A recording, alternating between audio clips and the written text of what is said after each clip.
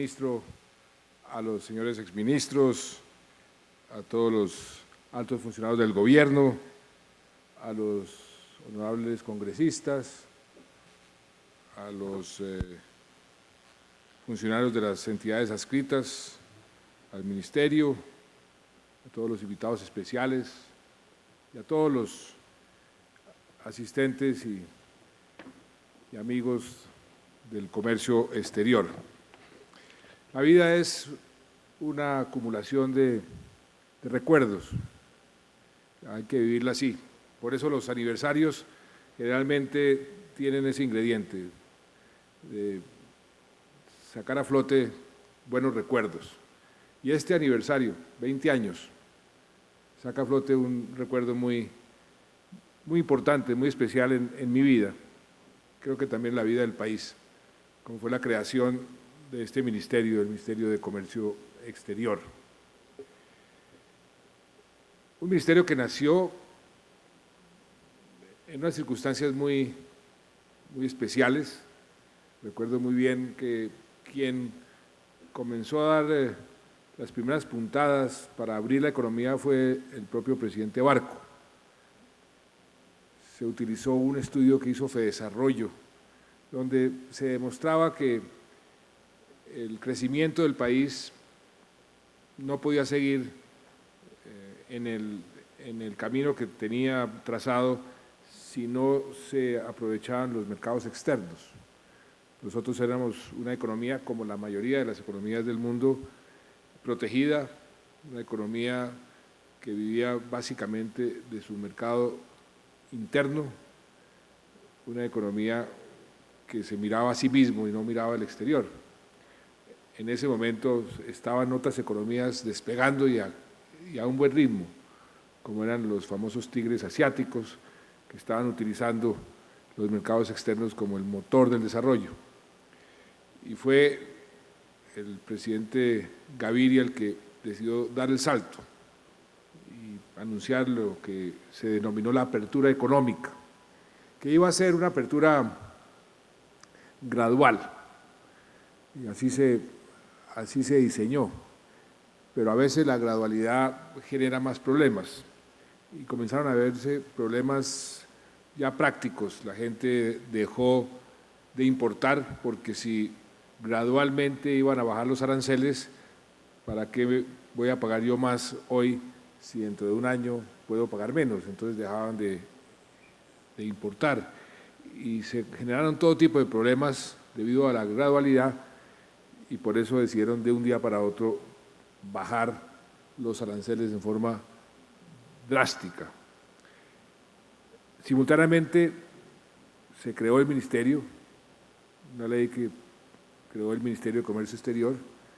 Recuerdo muy bien cuando el presidente Gaviria me llamó y me ofreció entrar al gabinete. Me dijo que si quería entrar al gabinete como canciller o como el nuevo ministro de Comercio Exterior. Yo le dije que me dejara pensar, porque eso para mí sería un sacrificio muy grande. Me tocaba sacrificar, en ese momento era yo subdirector del tiempo, me tocaba sacrificar la dirección del tiempo, porque en la familia había una especie de acuerdo que el que se fuera para la vida pública perdía su silla para siempre. Pero el presidente Gaviria me dijo: a usted lo que le gusta es la política, y por eso le ofrezco que se venga a la vida pública, que se venga al gobierno.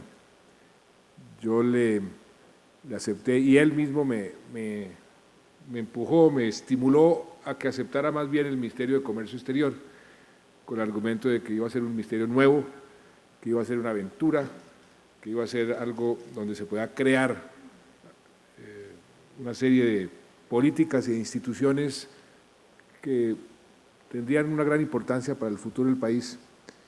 Y ese estímulo pues fue casi como una especie de orden, donde me dijo: si quiere el ministerio, pues más bien vaya al Ministerio de Comercio Exterior, y me ofreció todo el respaldo. Y recuerdo perfectamente el día que le dije que efectivamente que aceptaba. A los pocos días llegué yo aquí al edificio donde está todavía el ministerio, pero ahí no había ninguna oficina, no había nada. Yo llegué con mi maletín a una sala como de juntas, me tocó invadir la oficina de Ketty Balbuena, que creo que está aquí.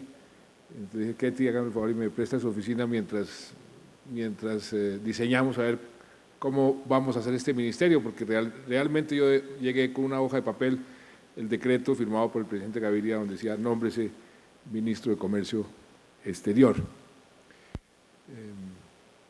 Y ahí comenzó el ministerio, con un grupo de personas maravillosas.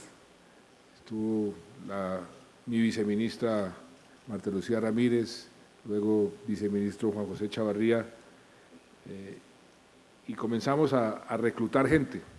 Yo creo que fue el primer proceso de verdadera meritocracia, donde comenzamos a reclutar gente, diseñamos un ministerio muy diferente al resto de los ministerios, un ministerio con una estructura muy horizontal, donde se promovía el concepto de inteligencia colectiva, muy diferente a las estructuras verticales y esa organización jerárquica. Lo que queríamos era generar como grupos de trabajo que abordaran los diferentes retos, que eran muchísimos, pero que se abordaran de forma conjunta, uniendo inteligencias, sumando. Yo creo que el proceso de reclutamiento fue un proceso muy efectivo, porque la calidad de la gente que ingresó al ministerio casi que de inmediato se hizo notar, porque uno de los grandes problemas que teníamos era abrirnos espacio dentro del propio gobierno. Las burocracias son muy celosas de sus fueros, los ministerios son muy celosos de sus fueros. Este era un ministerio nuevo que irrumpía y que teníamos que ganarnos nuestro espacio a expensas de otros ministerios, porque aquí se aplica la ley de Pareto: si uno gana, el otro pierde. Entonces estábamos confrontados con varios ministerios, con 3 ministerios especialmente, y 3 ministerios muy fuertes. El Ministerio de Desarrollo, que era el ministerio que tenía anteriormente bajo su responsabilidad el tema de comercio exterior. En efecto, yo hice el empalme con el ministro de Desarrollo saliente, Ernesto Samper. Nos tocó enfrentarnos al Ministerio de Hacienda, entre otras cosas porque le estábamos quitando la aduana, que era algo supremamente importante, las políticas que tengan que ver con toda la política aduanera y el comercio. Eso también lo manejaba el Ministerio de Hacienda y eran muy celosos. Y la Cancillería, la Cancillería tenía, como era obvio, bajo su responsabilidad toda la política diplomática que tenía que ver con el comercio, y pues no le gustaba un nuevo intruso que se le metiera a negociar acuerdos de libre comercio y hacer una labor diplomática. Eso fue una parte dura de la creación del ministerio, pero ayudó muchísimo la calidad de la gente que se logró reclutar, porque a pesar de ser un ministerio pequeño, y así lo concebimos desde el principio, también lo concebimos como un ministerio de altísima calidad, y afortunadamente se ha mantenido así a lo largo de estos 20 años. Y esa calidad se fue imponiendo en las reuniones del gabinete, en las reuniones, las discusiones con los demás ministerios, y poco a poco fuimos posicionando el ministerio dentro del propio gobierno, que era uno de los retos más importantes. Luego estaba pues el diseño de la política comercial, era algo nuevo. Estábamos en cierta forma inventándonos una política, porque el país no estaba acostumbrado a mirar hacia afuera, a conquistar mercados, y ahí se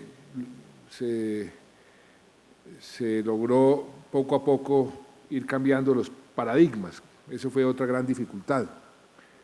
¿Cómo hacemos para cambiarle la cultura a la gente?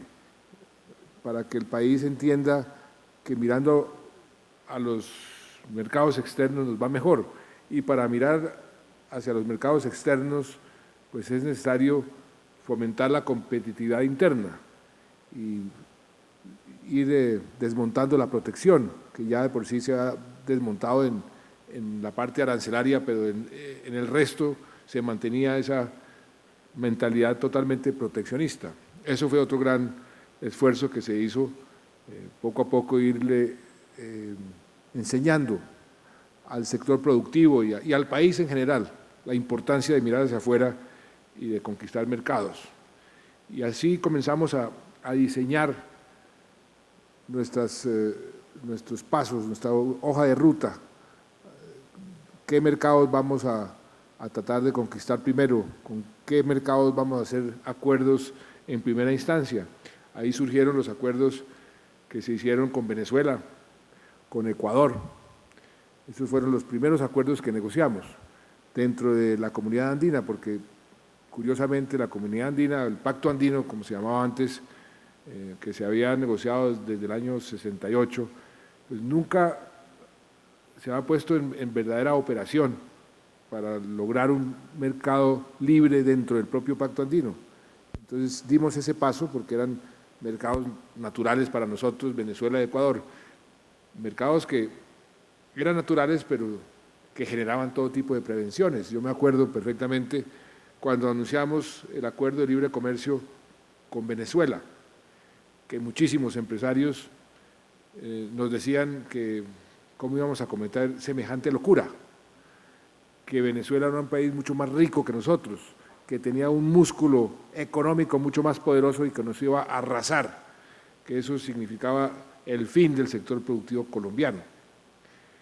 Con argumentos igualmente rebuscados, diría yo, también se oponían a los acuerdos de libre comercio con Ecuador.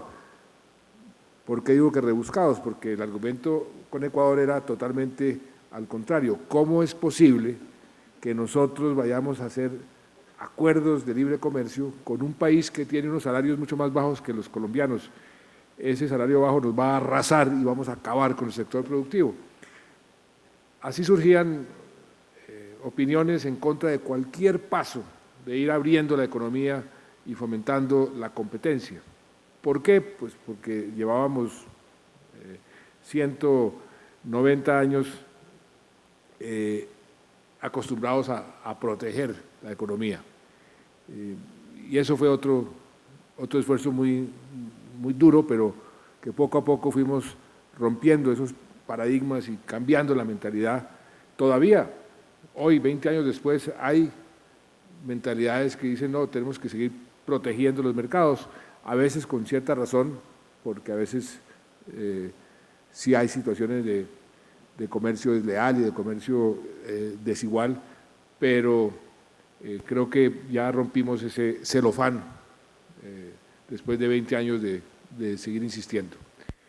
Y diseñamos también ya aspectos prácticos, no solamente con quiénes hacíamos los acuerdos, sino qué mercados íbamos a conquistar y con qué productos. Eso fue una discusión muy interesante, una discusión donde se dividieron en el gabinete las opiniones en los dos bandos tradicionales. Los que decían que el mercado debería escoger aquellos productos donde nosotros debíamos concentrarnos, que fuera el mercado el que escogiera, que ese era un proceso natural. La otra escuela era la que decía que el gobierno debería intervenir, debería, en cierta forma, señalar esos productos, estilo lo que hicieron en Corea, en la mayoría de los países asiáticos. Ganó la escuela de que fuera el mercado. Retrospectivamente hablando, yo pienso que fue una equivocación.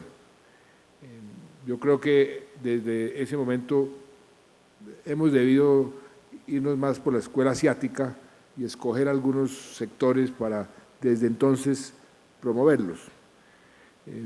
Creo que simplemente haciendo un análisis retrospectivo, haber dejado eso al mercado nos demoró muchísimo el proceso de ir generando una oferta exportadora que fuera realmente importante. Diseñamos también una hoja de ruta en los países y en las regiones, como lo decía Sergio. Nosotros pusimos a Estados Unidos como uno de los objetivos fundamentales porque era el mercado más importante y era obvio y natural por la cercanía, por 1000 razones, que ese mercado era el más atractivo. Pero era algo como un imposible en ese momento, y por eso quisimos más bien acercarnos a ese mercado a través de lo que se denominó en ese momento el NAFTA, que es el Acuerdo de Libre Comercio entre México, Estados Unidos y Canadá. Y quisimos entrar a ese mercado a través del acuerdo con México. Por eso, cuando negociamos con México, negociamos las reglas de origen que tenía México con Estados Unidos. Los empresarios nos decían, pero ¿por qué hacen ese tipo de arreglos tan curiosos con unas reglas de origen completamente diferentes a los demás acuerdos? Porque estábamos pensando en la posibilidad de ingresar a ese mercado por vía del NAFTA. No se logró en ese entonces, por razones que ustedes todos conocen, pero hoy, como lo recordaba el ministro, pues hace 115 días tenemos acuerdo de libre comercio por fin, después de 20 años de haber diseñado en nuestros planes tener con Estados Unidos ese acuerdo. Hicimos una serie de esfuerzos para acercarnos al Asia. Recuerdo que organizamos una misión al Asia, la coordinó una de nuestras funcionarias del ministerio, Ingrid Betancourt, y fuimos a Corea, fuimos al Japón y fuimos a China. Veíamos que ese mercado era un mercado que iba a ser, y que ya era en ese momento un mercado que estaba creciendo en una forma importante, pero que iba a ser hacia el futuro el verdadero motor del crecimiento mundial, y que nosotros habíamos en cierta forma marginado nuestro mar Pacífico y la importancia de ese mar hacia el futuro. No le habíamos dado la importancia que realmente debería tener. Hicimos esa misión, fuimos con una serie de empresarios. Nuestro objetivo era precisamente tener ese acceso a esos mercados. 20 años después, estamos ya con un acuerdo que entra en vigencia con Corea, muy importante para el sector productivo colombiano, muy importante para el sector agropecuario colombiano. Yo espero que en las reuniones de la Asamblea General de Naciones Unidas, ahora a final de mes, nos reunamos con el primer ministro de Japón para darle ya luz verde al inicio de las negociaciones con Japón. Eso lo establecimos, las negociaciones con esos países, sobre todo con Japón, pues tienen como una especie de velocidad asiática. Es lento, eso hay que estudiar todo con mucho cuidado. Con Japón se estableció el primer paso cuando fuimos en visita oficial allá al Japón hace ya más de un año. El primer paso era estudiar la conveniencia de. Eso se ha venido haciendo por parte y parte. Ya más o menos se concluyó que sí le convenía a Japón y le convenía a Colombia. Entonces vamos a dar la largada, por así decirlo, para que se inicien las negociaciones y tendremos entonces también acceso libre a ese mercado tan importante como es el japonés. Con la China, ustedes han visto lo que ha crecido el comercio con la China. La China sigue siendo pues, un país cada vez más importante. Hablamos de la posibilidad, pero eso hay que estudiarlo muy bien, de un acuerdo con ellos. Es un mercado al cual cualquier país añora tener abierto, pero también hay que tener mucho cuidado de abrirnos totalmente al mercado chino, por lo que eso significa. Por eso hay que ir con pasos muy cuidadosos en un tratado con la China, pero sin embargo estamos promoviendo muchísimo las relaciones económicas y comerciales y de inversión con la China, y cada vez hay más interés de la China en Colombia. La China y los asiáticos en general también miran a muy largo plazo con una visión muy estratégica y ven que América Latina, pero sobre todo Colombia, tenemos lo que ellos cada vez están necesitando más. Tenemos energía, tenemos biodiversidad, tenemos agua, tenemos la capacidad de aumentar la producción de alimentos como pocos países en el mundo. En un momento, ustedes vieron las noticias la semana pasada, Naciones Unidas y la FAO señalando la crisis alimentaria que se está agravando a nivel mundial, y por eso países como la China están viendo dónde puede estar ubicada el potencial de producción de alimentos, y Colombia es uno de esos países. Por eso están tan interesados en invertir en infraestructura, porque necesitan el día de mañana que esos productos puedan salir por el mar Pacífico y llegar a la China, petróleo, carbón o alimentos. En fin, ahí hay un área donde desde ese entonces, hace 20 años, la habíamos ubicado como un área con un gran potencial. Inclusive durante el Ministerio de Comercio en ese entonces, tocamos a la puerta y nos la abrieron de la primera, digamos, del primer escalón para entrar a los clubes de comercio asiáticos. Ese era el PIBEC, se llamaba el PIBEC, que es el Pacific Basin Economic Council, que es un poco la agrupación de los empresarios. Luego venía el PEC, a donde ingresamos posteriormente, y ahora estamos haciendo fila para ingresar a la APEC, que es ya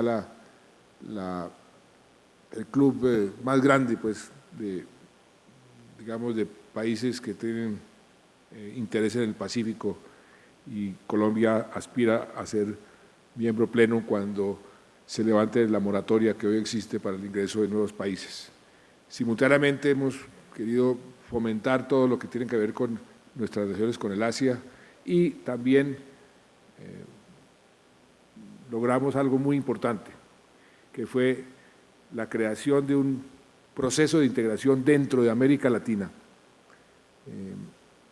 con miras al Pacífico, que se llama precisamente la Alianza del Pacífico: México, Chile, Perú y Colombia, abierto a otros países. Ya muchos países están interesados en ingresar, y ese grupo de países tiene un mercado más grande que Brasil, con un ingreso per cápita más alto que el de Brasil, con unas economías que hemos decidido integrarlas mucho más, lo que hemos llamado la integración profunda, y ha generado un gran interés para los inversionistas, que es parte de los objetivos de la creación y de la integración en América Latina y de estos 4 países.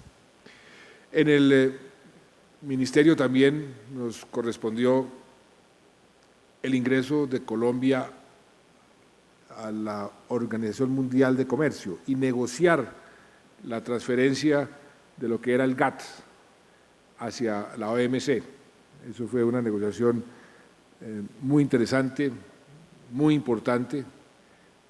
En ese proceso nos tocó librar una batalla lindísima para defender el banano colombiano, que estaba siendo sometido a unas reglas bastante injustas por parte de la Unión Europea.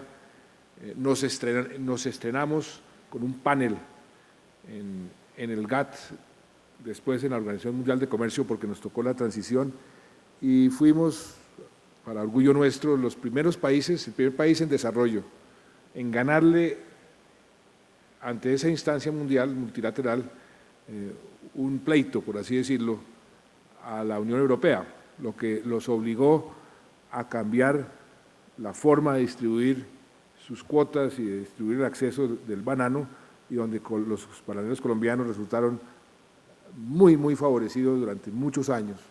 Se calcula que le ingresaron a los bananeros colombianos y a Colombia más de $500 millones adicionales simplemente por haber ganado ese pleito, un pleito que además fue muy bonito en el sentido de Costa Rica y Colombia unidos frente a la Unión Europea en un pleito que se acabó de dirimir por allá en unas tiendas, todo el mundo comiendo cordero con la mano, cuando era en Marrakech, cuando se firmó la creación de la Organización Mundial de Comercio, y había un anexo que tenía que ver con este punto específico. Se chupó, por usarlo en términos populares, en un momento dado uno de los países, Bélgica. Entonces nos tocó ir de tienda en tienda. Eso, el rey de Marruecos había hecho una gran fiesta y nos daba cordero para comernos en la mano, entonces todo el mundo estaba todo untado de cordero, y nosotros buscando a los diferentes delegados de la Unión Europea para ver si podíamos conseguir los votos suficientes. Finalmente nos salvó España y votaron a favor, y al día siguiente firmamos la creación del Acuerdo de Libre Comercio, del acuerdo de la OMC, con el anexo del banano para Colombia, para Costa Rica, los países bananeros, con excepción de Ecuador. Me acuerdo que Ecuador no quiso entrar, pero eso fue una anécdota muy importante. Esta creación de este ministerio pues tenía también una serie de entidades adscritas. Bancoldex, que desde el principio, con el doctor Caballero, que está aquí presente, nos propusimos que este fuera como una especie de joya del Estado. Demostrar que el Estado también puede tener un banco eficiente. Y con Carlos y con Ketty Balbuena, que era la secretaria general del banco, hicimos todo el diseño para que el banco realmente operara en una forma eficiente y que no tuviera nada que envidiarle a la banca privada, algo que creo que por fortuna se ha mantenido durante estos 20 años. Inclusive redujimos el capital del banco a la mitad, y esa mitad del capital lo usamos para fondear la otra entidad que creamos, que fue Proexport. Proexport se creó, fue una especie de transformación de la antigua Proexpo a lo que es hoy Proexport, y creo que esas dos entidades hablan por sí solas en cuanto al papel que han venido jugando y que han jugado en estos últimos 20 años y que seguirán jugando hacia el futuro. En ese entonces, pues, quisimos también posicionar el ministerio en el exterior. Hicimos mucha diplomacia comercial, poco a poco posicionando el país. Eso es un proceso lento, pero hay que hacerlo y hay que perseverar. Y mirando hacia atrás uno dice, hombre, se ha logrado muchísimo en estos 20 años, la labor de todos mis sucesores en el ministerio, una labor de todos maravillosa, con un equipo maravilloso, un equipo de gente que hoy todavía el ministerio se distingue por ser un ministerio con una altísima calidad humana. El nivel profesional de la gente que trabaja en el ministerio, muchos todavía están ahí. Yo recuerdo el equipo con que iniciamos, que era un equipo muy pequeño. Por aquí tengo una lista que la estaba la estaba tratando de pronto se me quedan algunos de los que iniciaron con nosotros, pues por supuesto Marta Lucía y Juan José Chavarría. Aquí veo a Ángela María Orozco, que después fue también ministra, estaba con nosotros, Mauricio Reina, María Angélica Arbeláez, que ahora nos está representando en el Fondo Monetario, Bernardo Vargas, que fue el primer presidente de Proexport, Patricia Correa, no sé si está aquí, pero Patricia Correa fue Catalina Crane, Eduardo Muñoz, bueno, Ingrid Betancourt, Clara Rojas, mire la coincidencia, Ingrid y Clara fueron dos funcionarios del ministerio, María Cristina Trujillo, Mauricio Sánchez Santamaría, Germán Santamaría, Santiago Rojas, Andrés Ovirne, Rodolfo Móceres, Leonardo Sicar,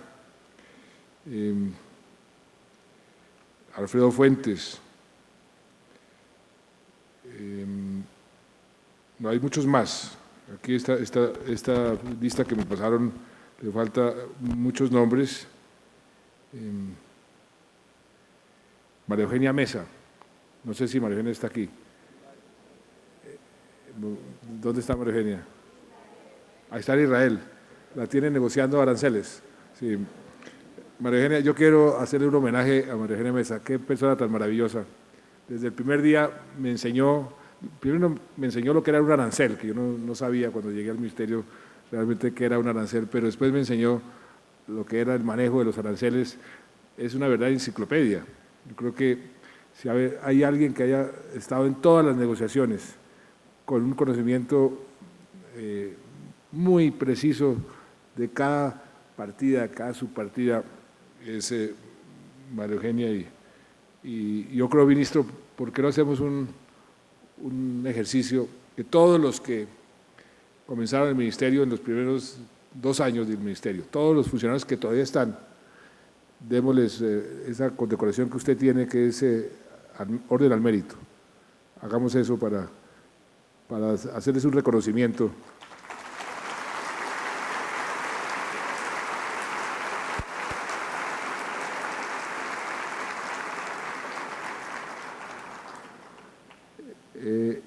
Fue una época realmente interesante, una época de inflexión en el país. Para darles un dato, ustedes vieron los datos de inversión extranjera. En el año 91 la inversión extranjera fue de $200 millones.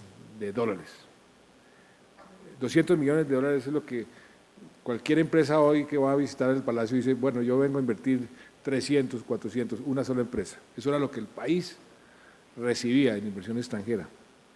Ese es un poco el cambio que hemos sufrido en estos 20 años, un cambio para bien, un cambio que creo que nos está situando cada vez más en lo que queríamos hace 20 años, como unos jugadores relevantes en el contexto internacional. Colombia tiene un potencial enorme. Si hemos avanzado estos primeros 20 años, lo que vamos a avanzar en los segundos 20 años va a ser mucho más, porque ya están sentadas las bases. Y como les decía hace unos momentos, tenemos un potencial enorme porque tenemos lo que el mundo necesita, una población joven, una economía en este momento señalada como una de las economías más saludables de todo el planeta. Eso se mide también por los famosos spreads. ¿Cuánto pagan los inversionistas o cuánto paga quien va a emitir un bono de más para poder venderlo? Colombia es hoy en día uno de los países que menos tiene que pagar porque hay una tremenda confianza en el futuro de Colombia. Todavía somos un país que per cápita nuestro comercio exterior es muy pequeño, tenemos un inmenso potencial y de ahí que estamos acelerando el proceso de ir abriendo los mercados. Ustedes vieron las cifras, cómo hemos venido aumentando de 60 millones de consumidores que tenían acceso a nuestros productos, o nosotros teníamos acceso a esos consumidores sin ningún tipo de restricción, vamos a terminar este cuatrienio con 1.400 millones. Eso es un cambio realmente importante. Hoy le estamos llegando a más de 180 mercados en el mundo. Estamos penetrando en los mercados nuevos, que estamos viendo mercados muy importantes, sin desestimar la importancia de los mercados tradicionales. Tenemos que hacer un gran esfuerzo en mejorar nuestra oferta exportadora. El potencial agropecuario de que les hablaba por la crisis alimentaria es enorme, pero al mismo tiempo tenemos que volvernos conscientes, y eso no lo hemos tenido como cultura, de las buenas prácticas en el sector agropecuario para que las fresas, las frambuesas, los melones que podamos producir tengan unas especificaciones precisas que son los que exige en los mercados que estamos abriendo. Todo eso tenemos que irlo fomentando y coordinando. Y la entidad que está, digamos, en el centro de todo eso, pues es el Ministerio de Comercio, que hoy es de Industria y de Turismo, que antes no lo era. Y por eso este ministerio está cada vez tomando una posición también más y más importante. Pero lo importante de cualquier institución es su capital humano. Las instituciones son, al fin y al cabo, la expresión de lo que la gente que trabaja en esas instituciones quiere que sea. En un momento dado entré en pánico, ministro, porque creí que me iba a poner a competir con Abello ahí en la presentación, pero bueno, afortunadamente no fue así. Pero creo que esa presentación muestra cómo hemos avanzado. Y esto, como les digo, son los primeros 20 años. Estoy seguro que los segundos 20 años van a ser aún mejores, porque el país va por buen camino. El país finalmente está siendo relevante a nivel internacional. El país tiene un potencial enorme, enorme en todo sentido. Y depende también de nosotros, de todos nosotros, que ese potencial lo convirtamos en realidad. De manera que muchas felicitaciones a todos. Les deseo otros exitosos 20 años y tengan la seguridad de que aquí tendrán un soldado más de comercio exterior luchando y trabajando para que ustedes tengan éxito, porque el éxito de ustedes es el éxito del país. Muchas gracias.